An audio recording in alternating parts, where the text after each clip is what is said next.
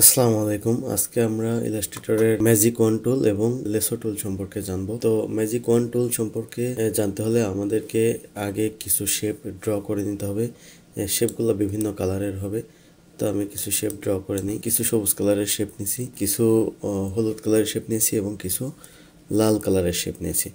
তো magic one টুলের কাজ হচ্ছে, আমরা যখন সবুজ কালারের যে কোনো একটা শেপের উপরে যদি ক্লিক করি, তাহলে দেখেন আমার সবুজ কালারের যে চারটা শেপ ছিল চারটাই সিলেক্ট হয়েছে। আমি যদি হলুদ কালারের শেপের উপরে ক্লিক করতাম, তাহলে হলুদ কালারের যে শেপগুলো ছিল প্রত্যেকটাই সিলেক্ট হয়ে গেছে। আবার যদি লাল কালারের যে কোনো একটা শেপের উপরে আমি ক্লিক করতাম, তাহলে লাল কালারের যে শেপগুলো আছে সেগুলা সিলেক্ট হয়ে গেছে। তো আমরা যখন ডিজাইন করার সময় বা ইলাস্ট্রেটরে কাজ করার সময় একই কালারের একাধিক শেপ যখন আমরা সিলেক্ট করব, ম্যাজিক ওয়ান টুল দিয়ে কাজটা করা খুব ইজি হয়। হলুদ কালারের শেপ সিলেক্ট করলে সবগুলো শেপ সিলেক্ট হয়ে যাচ্ছে হলুদ কালারের। এর কারণ ম্যাজিক ওয়ান টুল এখন ফিল কালারের উপরে বেস করে বা ফিল কালারের উপরে ভিত্তি করে আমার শেপগুলোকে সে সিলেক্ট করতেছে। যখন আমি এই লাল কালারের শেপের উপরে ক্লিক করতেছি, এই লাল কালারের ফিল কালার মানে শেপের মধ্যবর্তী কালারকে ফিল কালার বলে। এই ফিল কালারের উপরে বেস করে যতগুলা লাল কালারের শেপ পাবে সবগুলাকে সে সিলেক্ট করে ফেলবে। একইভাবে হলুদ কালার, সবুজ কালার, যে কালারই হোক, আপনি জাস্ট একটার উপরে ক্লিক করলে ডকুমেন্টের বাকি সবগুলা ওই কালারের শেপকে সে সিলেক্ট করে ফেলবে। সিলেক্ট করার পরে আপনারা আপনাদের ইচ্ছা মতো কাজ করতে পারবেন। সাপোজ আপনার ডিজাইনে লাল কালারের 100টা শেপ আছে, এখন আমার দরকার যে 100টা লাল কালারের শেপকেই আমি চেঞ্জ করে নীল কালার বানাবো। তাহলে 100টা শেপকে আলাদা আলাদাভাবে যদি সিলেক্ট করে করে একটা একটা করে সিলেক্ট করে করে যদি আমরা কালার চেঞ্জ করতে যাই, তাহলে আমাদের অনেক সময় লাগবে। আর যদি আমরা একই কাজ ম্যাজিক ওয়ান টুল দিয়ে জাস্ট একটা লাল কালারের শেপের উপরে ক্লিক করলে আমার সবগুলো লাল কালারের শেপ সিলেক্ট হয়ে গেছে। এখন আমি জাস্ট ফিল কালারটা চেঞ্জ করে দিই, নীল করে দিলাম। তাহলে আমার জাস্ট ওয়ান ক্লিকে এই ডকুমেন্টের মধ্যে যতগুলো লাল কালারের শেপ ছিল সবগুলো নীল কালারের শেপে পরিণত হয়ে গেল। তো আমি যদি চাই যে আমার হলুদ কালার, সবুজ কালারের যতগুলা শেপ আছে আমি ডিলিট করে দিব, তাহলে জাস্ট ম্যাজিক ওয়ান টুল দিয়ে একটার উপরে ক্লিক করে ব্যাক স্পেস অথবা ডিলিট বাটনে চাপ দিলে আমার সবগুলা সবুজ কালারের শেপ ডিলিট হয়ে গেল। তো বুঝতেই পারছেন, ফিল কালারের উপরে বেস করে ম্যাজিক ওয়ান টুল এখন এই মুহূর্তে কাজ করতেছে। তো ম্যাজিক ওয়ান টুল শুধুমাত্র ফিল কালারের উপরে বেস করেই কাজ করে না, এটি fill colour, stroke size, opacity, এরকম বিভিন্ন বিষয়ের উপরে বেস করে ম্যাজিক কন্ট্রোল কাজ করে থাকে। তো আমরা বাকি অপশনগুলো দেখতে চাইলে ম্যাজিক কন্ট্রোলের উপরে ডাবল ক্লিক করব। ম্যাজিক কন্ট্রোলের উপরে ডাবল ক্লিক করার পরে আমার দেখেন এখানে ফিল কালারে এই মুহূর্তে টিকচিহ্ন দেওয়া রয়েছে। তো ফিল কালারে টিকচিহ্ন দেওয়া থাকলে ম্যাজিক কন্ট্রোল ফিল কালারের উপরে ভিত্তি করে মানে শেপের মাঝের যে কালার আছে এটার উপরে ভিত্তি করে সিলেক্ট করবে। আর যদি আমি স্ট্রোক কালারে টিক চিহ্ন দিয়ে দিই, ফিল কালারের টিক চিহ্নটা উঠিয়ে দিলাম, তাহলে শেপের স্ট্রোক কালারের উপরে ভিত্তি করে সিলেক্ট করবে। আমি এখন স্ট্রোক কালারের টিক চিহ্ন দিলাম, আর স্ট্রোক কালারের টিক চিহ্ন দেওয়ার পরে যে কোনো একটা শেপে ক্লিক করলাম। দেখেন আমার এখানে সব শেপই সিলেক্ট হয়ে গেছে। সবুজ কালারেরগুলোও সিলেক্ট হয়েছে, হলুদ কালারেরগুলোও সিলেক্ট হয়েছে, নীল কালারেরগুলোও সিলেক্ট হয়ে গেছে। কেন সিলেক্ট হলো? কারণ সবগুলার স্ট্রোক কালার আছে কালো। এই যে এখানে স্ট্রোক কালার কালো দেখা যাচ্ছে, এই যে এখানে স্ট্রোক কালার কালো দেখা যাচ্ছে। তো এই বারটা যদি কারো না থাকে, এই যে এখানে মেনু বারের নিচে এটাকে বলা হয় কন্ট্রোল বার।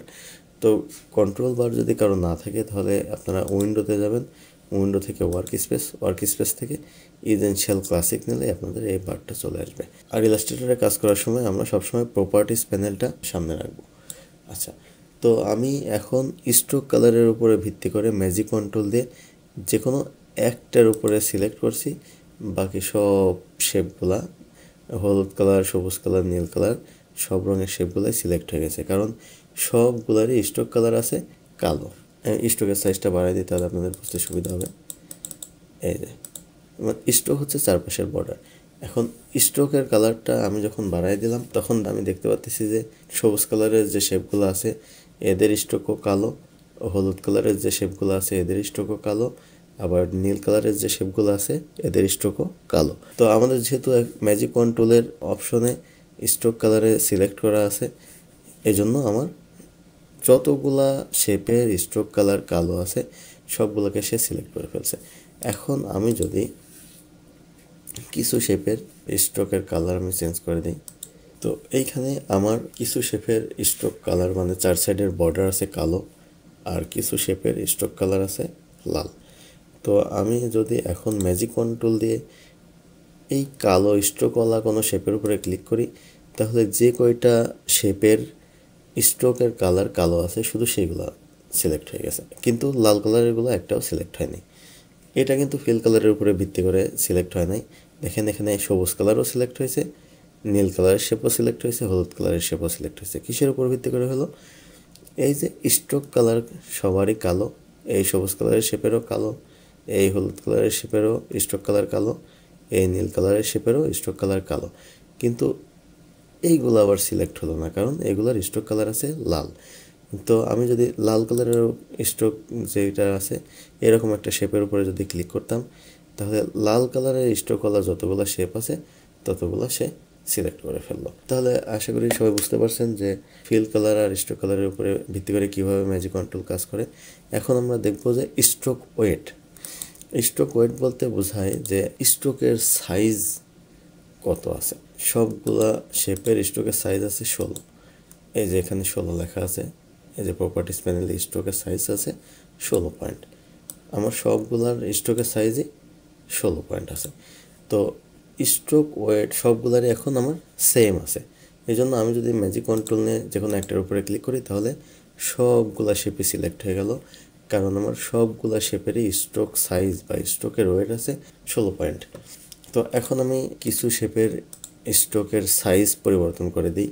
এইগুলোর সাইজ হচ্ছে 6 করে দিলাম। আমি যদি ম্যাজিক কন্ট্রোল নিয়ে এই যে শেপের স্ট্রোকের সাইজ হচ্ছে 6 এরকম একটা শেপের উপরে ক্লিক করলে আমার এই 6 স্ট্রোক সাইজের যতগুলো শেপ ছিল, এই যে এখানে এগুলো ছিল, আবার এই শেপটা এইগুলোর স্ট্রোকের সাইজ হচ্ছে 6। তো যতগুলো সে স্ট্রোকের সাইজ 6 পাইছে ততগুলোকে সে সিলেক্ট করে ফেলছে। আবার আমি যদি এই যে শেপের স্ট্রোকের সাইজ 16 পয়েন্ট এরকম একটা শেপের উপরে ক্লিক করলে যতগুলা শেপের স্ট্রোকের সাইজ 16 পয়েন্ট ছিল সবগুলোকে সে সিলেক্ট করে ফেলছে। কিন্তু এখানে ফিল কালার বা স্ট্রোক কালার ম্যাটার করে নাই। যেমন এটার ফিল কালার সবুজ, এটাকেও সিলেক্ট করছে, এটার ফিল কালার নীল, এটাকেও সিলেক্ট করছে, এটার স্ট্রোক কালার কালো, এটাকেও সিলেক্ট করছে, আবার এটার স্ট্রোক কালার লাল, তাও এটাকে সিলেক্ট করছে। তাহলে কিসের ভিত্তিতে এগুলোকে সে সিলেক্ট করলো? এগুলো হচ্ছে স্ট্রোক ওয়েট। এটার হচ্ছে স্ট্রোকের সাইজ 16 পয়েন্ট, আবার এটারও স্ট্রোকের সাইজ 16 পয়েন্ট। সেজন্য এই 16 পয়েন্ট যতগুলো শেপের স্ট্রোক আছে সবগুলোকে সে সিলেক্ট করে ফেলছে। এখন এই স্ট্রোক ওয়েটের পাশে টলারেন্স 5 পিটি দেওয়া আছে। টলারেন্স 5 পিটি মানে আমার এখন 16 পয়েন্টের যতগুলো শেপের স্ট্রোক আছে, 16 পয়েন্টের স্ট্রোক আছে, এর থেকে 5 পয়েন্ট বেশি বা 5 পয়েন্ট কম এরকম রেঞ্জের মধ্যে যদি কোনো শেপ থাকে, তাহলে সে সেটাকে সিলেক্ট করে ফেলবে। তো এগুলোর সাইজ আছে 16 পয়েন্ট, আমি এগুলোর এই দুইটার সাইজ করে দিলাম 12 পয়েন্ট। এখন আমি ম্যাজিক কন্ট্রোল দিয়ে যদি এই 16 পয়েন্টেরটাকে সিলেক্ট করলাম, দেখেন 16 পয়েন্টের সবগুলা সিলেক্ট হয়েছে, সাথে এই যে দুইটা 12 পয়েন্ট করলাম মাত্র, এই দুইটাও সিলেক্ট হয়ে গেল। কারণ টলারেন্স এই দুইটার স্ট্রোকের সাইজ আছে 12 পয়েন্ট, মানে এই 5 পয়েন্ট রেঞ্জের মধ্যে পড়ে। 16 পয়েন্ট থেকে 5 পয়েন্ট বেশি বা 5 পয়েন্ট কম যদি হয়, তাহলে সে সেটাকে সিলেক্ট করে ফেলবে। তো আমরা সবসময় স্ট্রোক ওয়েট দিয়ে সিলেকশনের ক্ষেত্রে আমরা অবশ্যই টলারেন্সটা 0 রাখলে ভালো হয়। আমি যদি 0 রাখি, তাহলে আমার শুধুমাত্র, এখন দেখেন টলারেন্সে 0 দিয়ে দিছি, এখন আমার শুধুমাত্র যে শেপগুলার স্ট্রোকের সাইজ 16 পয়েন্ট সেইগুলো শুধু সিলেক্ট হইল। এই যে 12 পয়েন্টের দুইটা কিন্তু এখন সিলেক্ট হয় নাই। তো আমি যদি এখানে টলারেন্স 5 পয়েন্ট দিয়ে দিতাম, এখন কিন্তু আবার এই 12 পয়েন্টের দুইটাও সিলেক্ট হয়ে যেত। আশা করি সবাই বুঝতে পারছেন। এখন পরবর্তী অপশনটা আছে অপাসিটি। অপাসিটি সম্পর্কে তো আমরা সবাই মোটামুটি ধারণা রাখি। কোনো কিছুর অপাসিটি যদি 100% হয়, যেমন এই শেপগুলার অপাসিটি হচ্ছে, এই যে অপাসিটি হচ্ছে 100%। অপাসিটি 100% মানে এটা সর্বোচ্চ পরিমাণে দেখা যাচ্ছে, এটা সবচেয়ে বেশি ভিজিবিলিটি আছে, সবচেয়ে বেশি গাঢ়। তো আমরা যদি অপাসিটি কমায় দিই, আমি যদি এখানে 100% আছে, আমি যদি 50% করে দিই, তাহলে আমার এই শেপটার কালার হালকা হয়ে গেল। তো আমি কিছু শেপের অপাসিটি কমাই দিয়ে ম্যাজিক কন্ট্রোল দিয়ে সিলেকশন করে দেখি কি হয়। এইগুলোর অপাসিটি আমি 100% থেকে 50% করে দিলাম। এখন যদি আমি ম্যাজিক কন্ট্রোল নিয়ে এই 50% ওয়ালা একটা শেপের উপরে ক্লিক করি, তাহলে যতগুলা শেপের অপাসিটি 50% ছিল সবগুলোকে সে সিলেক্ট করে ফেলছে। তো একইভাবে আমি যদি এই 100% অপাসিটিওয়ালা যে কোনো শেপের উপরে ক্লিক করতাম, তাহলে 100% অপাসিটি যে শেপগুলো ছিল সবগুলোকে সে সিলেক্ট করে ফেলছে।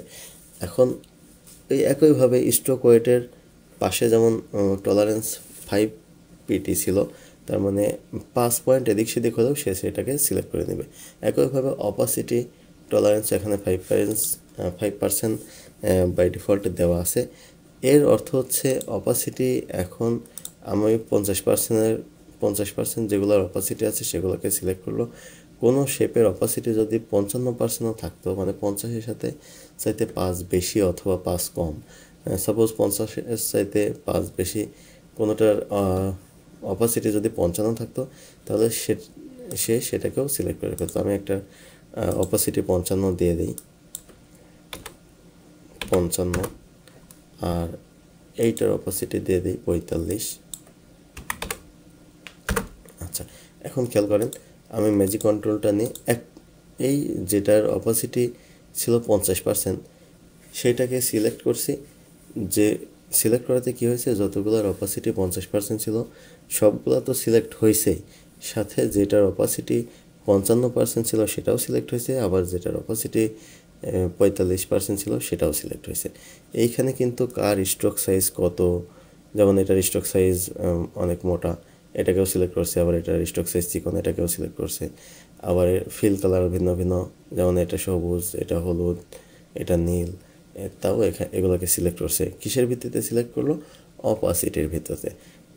মানে আমরা এখন অপাসিটিতে টিকচিহ্ন দিয়ে রাখছি, এই জন্য অপাসিটির উপরে ভিত্তি করে আমার ম্যাজিক কন্ট্রোলটা সিলেকশন করলো।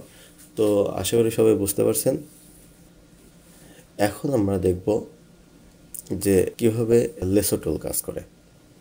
লেসো টুলের কাজের প্রসেসটা খুবই ইজি। আমরা যেমন সিলেকশন টুল দিয়ে একটা একটা করে সিলেক্ট করি বা ক্লিক অ্যান্ড ড্র্যাগ করে সিলেক্ট করি, লেসো টুলও সেই একই প্রসেসে সিলেক্ট করে ক্লিক অ্যান্ড ড্র্যাগ করে যদি আমি যে শেপের উপর দিয়ে নিয়ে যাব সেই শেপগুলো শুধু সে সিলেক্ট করবে। সাপোজ আপনার এই শেপগুলো সিলেক্ট করা দরকার, তো সেক্ষেত্রে আমরা সিলেকশন টুল দিয়ে সিলেক্ট করা এটা খুবই টাফ বিষয়, অথবা অনেক সময় সাপেক্ষ। যেমন একটা ধরে শিফট ধরে ধরে আমার সিলেক্ট করতে হবে, তো এটা সময় সাপেক্ষ এবং খুবই কঠিন একটা বিষয়। সেক্ষেত্রে আমরা লেসো টুল দিয়ে জাস্ট এইখান থেকে ক্লিক অ্যান্ড ড্র্যাগ করে আমরা যেগুলো সিলেক্ট করতে যাচ্ছি সেগুলোর উপরে নিয়ে গেলেই আমার ওইগুলো সিলেক্ট হয়ে যাবে। জাস্ট আমরা ক্লিক করে ওই শেপগুলোর উপর দিয়ে ড্র্যাগ করব, তাহলে ওই এরিয়ার মধ্যে যে কয়টা শেপ আমার পড়বে সবগুলোই সিলেক্ট হয়ে গেল। আবার যদি আমরা এইভাবে করি, তাহলে যেগুলোর উপর দিয়ে নিয়ে আসি সেগুলো আমার সিলেক্ট হয়ে গেছে। তো আশা করি ম্যাজিক কন্ট্রোল এবং লেসো টুল সম্পর্কে সবাই ধারণা পেয়েছেন। পরবর্তী ভিডিওতে আমরা ইলাস্ট্রেটরের বাকি যে টুলগুলো আছে সেগুলো সম্পর্কে আলোচনা করব। সবাইকে অসংখ্য ধন্যবাদ।